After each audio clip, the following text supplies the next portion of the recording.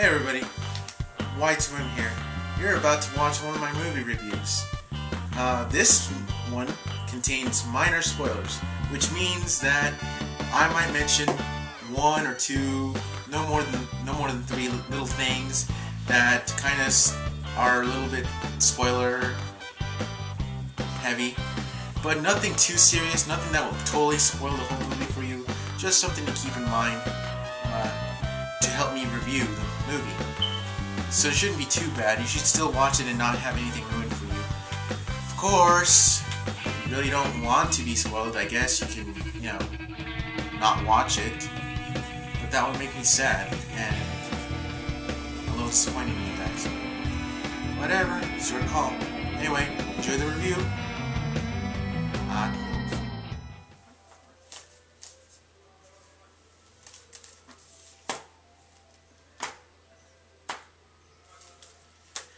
Hey, so I kind of dropped the ball yesterday. I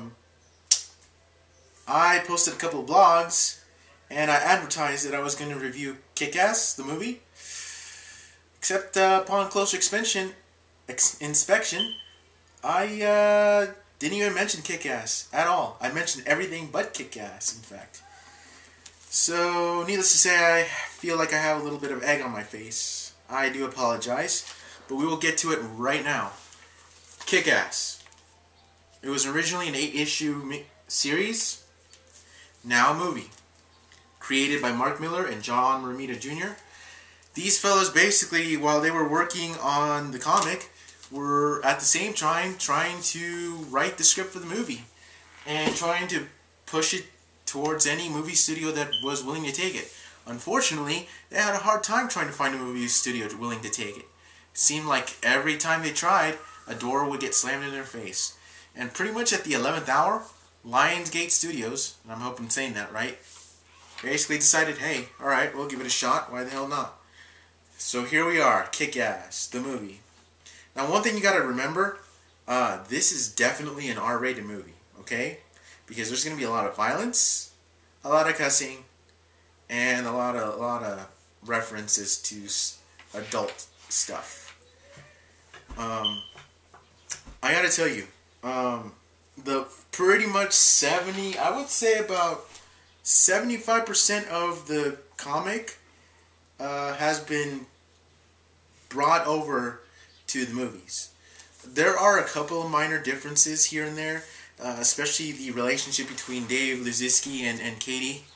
The girl that he has the hots for, the origins of Big Daddy and Hit Girl, and a certain item that makes an appearance late in the movie that doesn't even make an appearance at all in the comic. And that's probably the one issue I have with this movie, is the fact that thing kind of sort of takes a punch at the realism that we were trying to get from the series, from the comic. Kind of puts a little dent on it. Still, it's still not enough to kill the overall movie.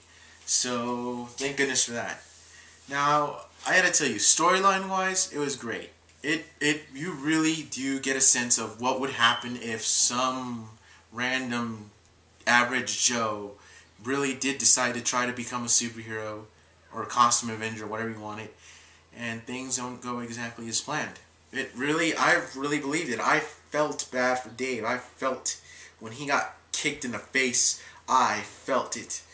And that's already basically relating to your characters, or having caring about your characters, really, is the first step towards a good movie. And I'm glad, and they hit it off pretty nicely. Pretty much, another concern of mine was the fact that McLovin, otherwise known as Christopher Mintz-Plasse, I've heard so many versions of that name, was going to be playing Red Mist, and I was like, so McLovin with a mask and a cape, really? But don't be too worried. I mean, the way he is, his personality translates well in this movie, and I really do believe that he was the right guy for this role. You know who's gonna go far?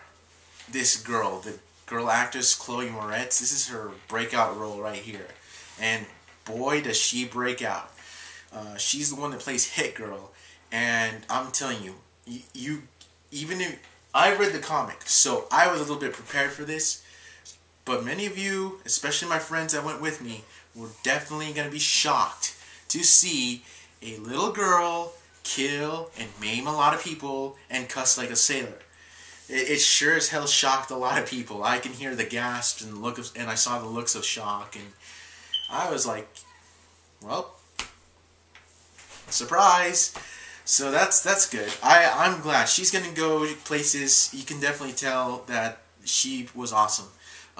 Nicolas Cage as Big Daddy, I gotta tell you, probably the best superhero role he's played. And yes, that includes Ghost Rider. I think you'll agree with me on this one after you go see the movie. Everyone did their jobs well. I mean, I really believe the characters that they were trying to play. I really didn't have any problems.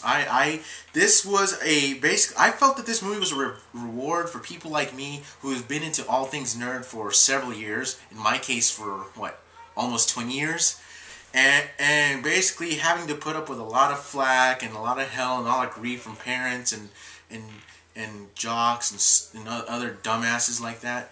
And this is basically a way to thank and reward people like us and say, here you go, man, enjoy. This is for you.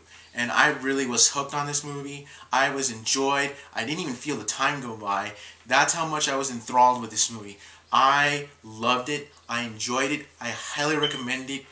I cannot say enough good things. And that's awesome to say, considering that this is like the first of what, a lot of comic book movies that are coming out this year. The Losers came out last weekend.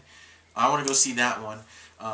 Iron Man 2 is going to come out May 7th, and you can bet your ass I'm going to go see that one. I have a lot of high expectations, considering that the first one was so kick-ass. Speaking of kick-ass, this movie, Kick-Ass, kicked ass. It definitely was great. Do not bring the kids. I'm telling you right now, I would not bring my 6-year-old nephew to this. Don't be dumb. Don't be like this dumb couple that was at the theaters when I went to see it and brought their little kids with. It's not for little kids. No, don't do it. It's rated R for a reason. But other than that, other than the few minor differences and the one unrealistic part seen in the movie, I had no problems with this. I enjoyed it. I believed it. I'm a fan and believer of both the comic and the movies, and I cannot wait for the sequel for both versions. I'm giving this an A-. It deserves that grade. You will have a blast. You will enjoy it. Trust me. Well, anyway, that pretty much does it for now. That's pretty much my first movie review, I do believe. Stick around, because I'll be posting a lot more stuff real soon, alright? Till then, Y2M out.